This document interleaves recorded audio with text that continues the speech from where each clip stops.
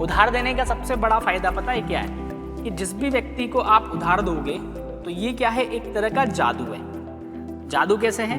आप किसी को उधार दे दो, उधार देने के बाद में वो व्यक्ति आपको मिलना बंद हो जाएगा, आपके कॉल्स रिसीव करना बंद कर देगा, इवन आप जिस रास्ते से जा रहे हैं वो रास्ता अलग से चेंज कर देगा।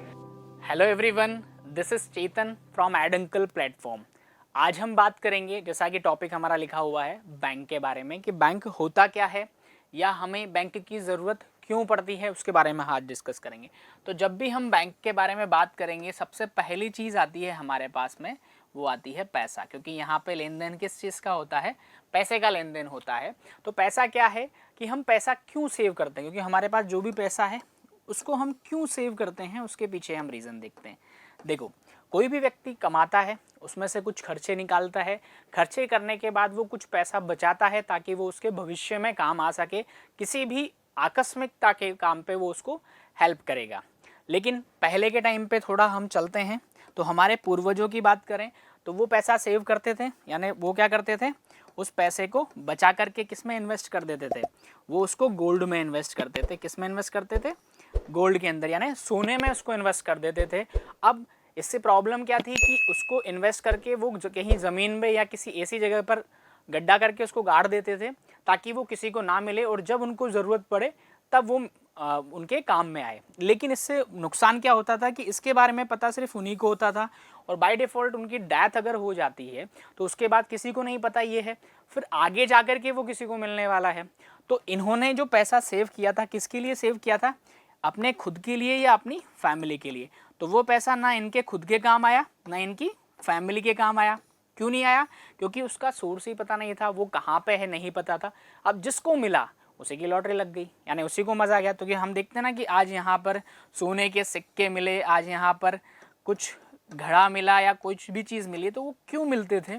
उसके पीछे का कारण क्या है कि किसी ने उसको सेव किया था और वही आपको in the form of deposit आपको वहाँ पर मिल गया। लेकिन पहली प्रॉब्लम ये हो गई, ये उस टाइम पे गोल्ड में इन्वेस्ट करते थे। अभी के टाइम पे हम प्रेजेंट बात करें तो अभी के लोग किस तरह से सेव करते हैं? अपना जो भी पैसा है वो सेव करके रखते हैं। अब उसको क्या करते हैं? उसको बढ़ाना भी है क्योंकि इन्फ्लेशन रेट भी बढ़नी है। तो इसके लिए वो क्या करते हैं, इस पैसे को किसी को क्या देते हैं, मान लीजिए उधार देते हैं। ठीक है, इस पैसे को किसी को उधार देते हैं। अब उधार देने से हमें एक चीज़ दिखती है कि हम किसी को पैसा उधार देंगे तो उस पर हमें क्या मिलेगा? हमें उस पर इंटरेस्ट मिलेगा, मतलब उस पर ब्याज मिलेगा। अब ये पैसा हम किसको देते हैं? हमारे नोन जो होते हैं उन्हीं को देते हैं, चाहे वो दोस्त हो सकता है, रिश्तेदार हो सकता है, पड़ोसी हो सकता है, कोई भी हो सकता है। अब उधार देने का सबसे बड़ा फ़ायदा पता है क्या है कि जिस भी व्यक्ति को आप उधार दोगे तो ये क्या है, एक तरह का जादू है। जादू कैसे है? आप किसी को उधार दे दो, उधार देने के बाद में वो व्यक्ति आपको मिलना बंद हो जाएगा, आपके कॉल्स रिसीव करना बंद कर देगा, इवन आप जिस रास्ते से जा रहे हैं वो रास्ता अलग से चेंज कर देगा। तो उधार आपने क्यों दिया था? ताकि आपका पैसा क्या करे, ग्रो करे, यानी आपका जो पैसा है वो बढ़े। लेकिन उधार देने से नुकसान हमें क्या हुआ कि एक तो हमारा मूल पैसा चला गया, ठीक है, दूसरा हमारा जो रिलेशनशिप था उस व्यक्ति के साथ में वो भी ख़त्म हो गया, हमारा जो रिलेशनशिप था वो भी ख़त्म हो गया, और तीसरा हम अगर बात करें कि जिस वजह से हमने उधार पैसा दिया था, बोले तो ब्याज, उसको तो हम भूल ही जाएं, वो तो बहुत दूर की बात है। तो ये कुछ समस्याएं हैं। अब इन समस्याओं के समाधान के लिए हम क्या कर सकते हैं? तो इसके लिए हमारे पास एक ही चीज़ है, वो है बैंक, जो कि एक ट्रस्टेबल सोर्स है। यानी बैंक क्या है? एक ट्रस्टेबल सोर्स है। अब हम समझेंगे कि बैंक होता क्या है या बैंक करता क्या है। देखिए, मान लीजिए मुझे कोई चीज़ खरीदनी है, कुछ भी मुझे बाय करना है, जैसे घर खरीदना है, ठीक है, कार खरीदनी है। अब कोई भी चीज़ मुझे बाय करनी है, मेरे पास पूरा पैसा हो, या मुझे कोई बिजनेस स्टार्ट करना है, इन्वेस्टमेंट करना है, उसके लिए सारा पैसा मेरे पास हो ऐसा ज़रूरी नहीं है। तो मैं क्या करूँगा, मुझे चाहिए लोन, पैसा चाहिए क्योंकि लोन के फॉर्म में मुझे मिलेगा। अब उस पैसे के लिए या तो मेरे पास में एक ऑप्शन है कि मैं जहाँ भी रहता हूँ या जहाँ तक मेरी पहचान है वहाँ उन लोगों से बात करूँ कि आपके पास पैसा है क्या, आप मुझे उधार दोगे क्या, मैं ये करना चाहता हूँ। एक तरीका ये होता है, बट ये एक बहुत डिफ़िकल्ट प्रोसेस है जिसमें मुझे हो सकता है 1 साल भी लग जाए पैसा मिलने में, 2 साल भी लग जाए। तो मैं जो चीज़ खरीदना चाह रहा हूँ या जो प्रोजेक्ट स्टार्ट करना चाह रहा हूँ उसमें बहुत टाइम लग सकता है। लेकिन बैंक यहाँ पे एक इंटरमीडिएट का काम करता है, एक ब्रिज का काम करता है, या फिर बोले आपके लिए एक पुल का काम करता है। कैसे कि हमारे कंट्री के अंदर जितने भी सेवर्स हैं, सेवर्स बोल दें या फिर हम इसको बोल सकते हैं डिपॉजिटर्स। क्या बोल सकते हैं? सेवर्स या डिपॉजिटर्स। हिंदी में हम बात करें तो सेवर्स का मतलब क्या हो गया? बचत करता, ठीक है। या डिपॉजिटर बोलेंगे तो हम वो क्या हो गया? जमा करता, यानी वो लोग जो पैसा बचा रहे हैं, सेव कर रहे हैं। तो बैंक क्या करता है? इन लोगों से उस पैसे को क्या लेता है? In the form of deposit, यानी इस पैसे को वो लेता है जिस पर पर्टिकुलर रेट से इनको क्या देता है? इंटरेस्ट देता है। अब अभी हमने थोड़ी देर पहले बात करी थी कि सेवर को क्या चाहिए? इंटरेस्ट चाहिए। तो उस इंटरेस्ट की को देगा कौन? बैंक देगा। अब बैंक यही पैसा क्या करता है? जिन व्यक्तियों को नीड है, यानी जिन लोगों को ज़रूरत है, उन लोगों को देगा। अब ये नीड जो है वो किसी भी तरह की हो सकती है। आपको घर खरीदना है, कार खरीदना है, इन्वेस्ट करना है, आपको कोई प्रोजेक्ट स्टार्ट करना है, स्टार्टअप करना है, किसी भी वजह से। और इनसे क्या लेगा? ये कुछ इंटरेस्ट अमाउंट चार्ज करेगा, ठीक है। अब मान लीजिए सेवर्स ने क्या किया? यहाँ पर 10,000 रुपये डिपॉजिट करवाए। कहाँ पे डिपॉजिट करवाए? बैंक के अंदर डिपॉजिट करवाए। अब लाइबल कौन है? बैंक इस 10,000 रुपये पर मान लीजिए @ 4%, 4% के हिसाब से क्या देता है? आपको इंटरेस्ट पे करता है। तो आपको कितना पैसा देगा एज इंटरेस्ट? 400 रुपये आपको इंटरेस्ट देगा। अब आपने क्यों पैसा जमा कराया? कि मैंने 10,000 रुपये जमा किए हैं, मुझे 400 रुपये का ब्याज चाहिए। अब ये किसकी जिम्मेदारी है? बैंक की। तो बैंक आपको 400 रुपये देगा, आपकी टेंशन खत्म, ठीक है। बैंक ने इसी को यहाँ पे नीड थी और इन्होंने एज अ लोन यहाँ पर किसी को ये पैसा दे दिया। और उनसे कितना चार्ज कर रहे हैं? उनसे मान लीजिए @ 12% चार्ज कर रहे हैं, ठीक है। 12% ये उससे ले रहे हैं। तो 10,000 का 12% कितना हो गया? 10,000 का 12% होता है हमारे पास 1,200 रुपये। यानी कि बैंक ने क्या किया? आपके से 10,000 लिए, उस पर 4% आपको दिया, उस 10,000 को जिसको नीड थी उसको पैसा दिया, यानी वो पैसा कहाँ जा रहा है? अल्टीमेटली इकोनॉमी में ही जा रहा है। वहाँ से उन्होंने 12% वहाँ से इंटरेस्ट लिया। तो इसी को यहीं से तो बैंक कमाता है, यानी बैंक का मेजर सोर्स ऑफ जो इनकम होती है वो किससे होती है? लोन से ही होती है। अब यहाँ पे उन्होंने क्या किया? 1,200 रुपये तो लोन पे इंटरेस्ट चार्ज किया और 400 रुपये आपने जो पैसा जमा कराया था उस पर उन्होंने आपको इंटरेस्ट दे दिया। तो इससे बैंक का प्रॉफिट कितना हो गया? यहाँ पर 800 रुपीज़, यानी 800 रुपये क्या हो गया?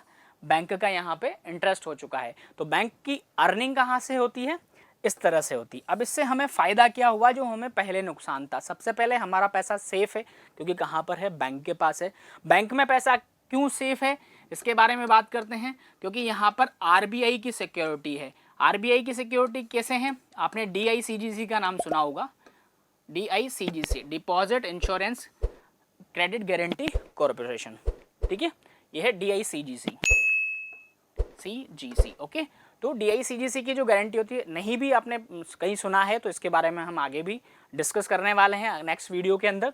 तो RBI क्या करता है? आपको सिक्योरिटी देता है, यानी आपने जो पैसा जमा किया है वो कभी भी लॉस्ट नहीं होगा, डूबेगा नहीं। दूसरा, आपको उस पर रेगुलर क्या मिलेगा? इंटरेस्ट भी यहाँ पर मिलता रहेगा। अब ये पैसा हम कैसे जमा कर दें? बैंक में जमा कर दिया, वही पैसा कहाँ गया? इंटरेस्ट के तौर पे यहाँ पे चला गया, ठीक है। तो बैंक क्या करता है?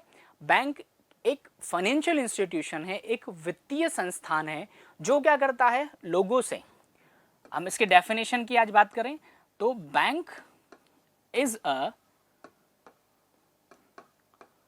Financial institution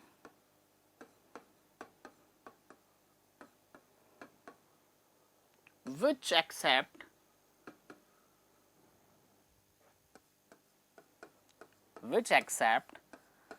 deposit from general public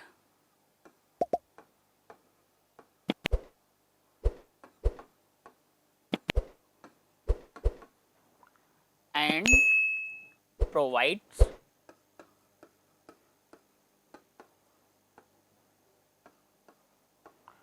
loans to general public, यानी बैंक करता क्या है, मेजरली दो काम करता है। पहला काम क्या कर रहा है, डिपॉजिट क्या कर रहा है, ये एक्सेप्ट कर रहा है। डिपॉजिट को क्या करता है, ये एक्सेप्ट करता है बैंक।